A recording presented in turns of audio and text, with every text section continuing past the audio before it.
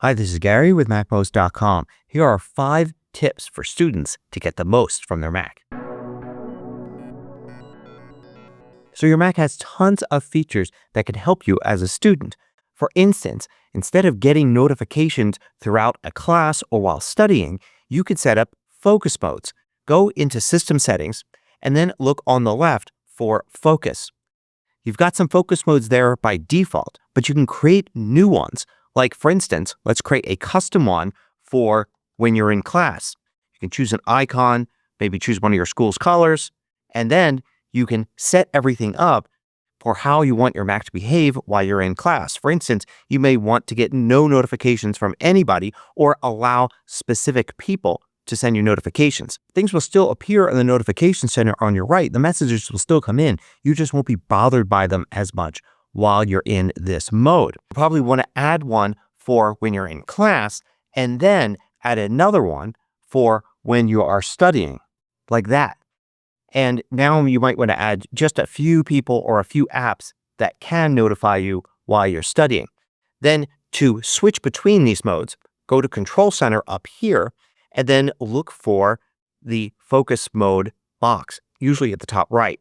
You can go in here, switch to class, switch to studying, switch to completely do not disturb, or if you select one of these, then you can now return here anytime you want, click once, and it turns it off. If you find these videos valuable, consider joining the more than 2,000 others that support MACMOST at Patreon. You get exclusive content, course discounts, and more. You could read about it at macmost.com/Patreon. Now, of course, you're going to be getting tons of PDF files, and they're going to have lots of information from full course notes to chapters of books and things like that. If you double click on them, they should open up in preview. You don't need to install any third-party app like Adobe Acrobat Reader. Preview will work just fine for almost all PDFs. And when you're in preview, you can select something and easily highlight it by clicking right here. You can select the highlight type by clicking right next to it. So I can choose this kind of highlight instead. And then as you go through and highlight different things, you'll find that you can now click here and go to the Highlights and Notes sidebar. And now you'll see everything that you've highlighted here, and you can jump easily to it. You could also at any point click this little markup tool here, and now you can go in, you could add arrows, you could add circles, you could add text, and annotate as you like. Play around with all of these. There's a lot of cool things you can do, including just drawing if you want, but you could also add things like little speech bubbles here. So you could grab this green dot here and point at something, and then you could type something right here and make a little note. You can also add these little post-it notes that will appear, and they shrink down, and you click on them again, and you could see the text that you typed in there. And notice that those will appear on the left sidebar too, and you can completely mark this stuff up. If you quit and then go back in, it's all still there. And if you are using a PDF, say you're looking at a web page like this, you could always go to File and then Export as PDF and export a PDF version of a web page.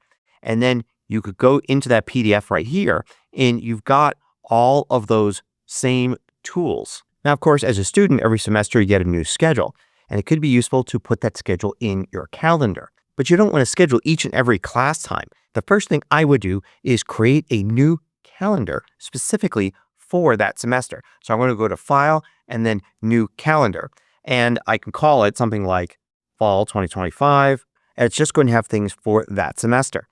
Then with that selected, I double click here and create a new event like that.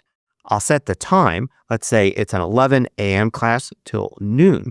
And this will just create that single one class time. But I can go to repeat and then custom. And here I can indicate that it's Monday, Wednesday, and Friday. And then OK. And you can see it's going to be now every Monday, Wednesday, and Friday from that point on. But don't worry about that. Just go to the last class day. Let's say this is the last one. I'll go to the one past that, and I will select it, press delete, and I can select delete all future events. So now it's just for that range. If there's a specific class that gets canceled, I can select it, delete and delete only this event, and I can customize the whole schedule that way. If one of them changes, like let's say this class is actually going to meet earlier, I can change it like that and say only this event. I can do that for each of my classes and have my whole schedule here. I can click day like that and it'll show me my schedule for that day in a timeline mode and in a list on the right. And then when the fall semester is over, I could simply disable that entire calendar. I still have it there in case I want to go back to it, but it won't be visible anymore. Now, when doing research online, you may find you open a lot of different tabs to go to different websites and pages to, say, research a paper. But then you do that for 5 different classes and suddenly you've got tons of tabs and it's a whole mess. You could use tab groups to tame this mess. So this is mostly things pertaining to one research paper I'm writing. I can select one of these tabs, hold the Command key and select multiple ones. So I'll select just these 4. Then I'm going to click on this button right here next to the sidebar button. And I could select new tab group with 4 selected tabs. So I'll create a new tab group and I'll call it something that makes sense, like that. Now I could go back to my main tab group and I just have that one tab left there. And this could just be all my normal sites. And when I want to go back to the research, I can go to this tab group and all of those tabs are still there. I could have a ton of different tab groups so I can leave them around for a long time, all semester if needed. Now, as the semester goes on, you're going to accumulate a lot of different documents. You're going to be writing papers, you're going to be getting PDFs, all sorts of different things. So you probably want to organize them nicely. The best place to organize files is in your Documents folder.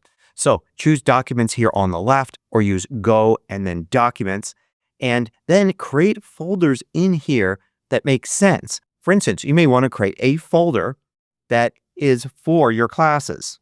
And then inside of classes, you may want to create a new folder for the semester, like that. And then inside of that, you may want to create folders for each individual class, like that. And then if you use List View, you can go back up and see your classes by semester and then by class like that, and then everything inside. And you could put all of your different files and everything for this class in here. But I know that the reality is that a lot of students either have to use Google Docs or are just in the habit of doing so. And those don't exist as files on your drive. You could add links to those Google Docs right in here. So for instance, here is a Google Doc. It could be notes for a class. You could add a link to it in here by simply dragging the URL here into the folder. If you click here to select the URL, then you have to select the little icon here to drag. But either way, you can drag into here, and now you'll see this web link here to that document. Just double click it, and it will go right to that Google Doc. It works the same for any other online document system or maybe materials provided by your professor. You can just drag any URL you want into your folder and you'll have a link to it alongside all the other files you're using for that class. So there's some useful Mac tips for students. Hope you found this useful. Thanks for watching. If you liked this video, click the thumbs up button below to let me know. I publish new tutorials each weekday. Hit the subscribe button so you don't miss out.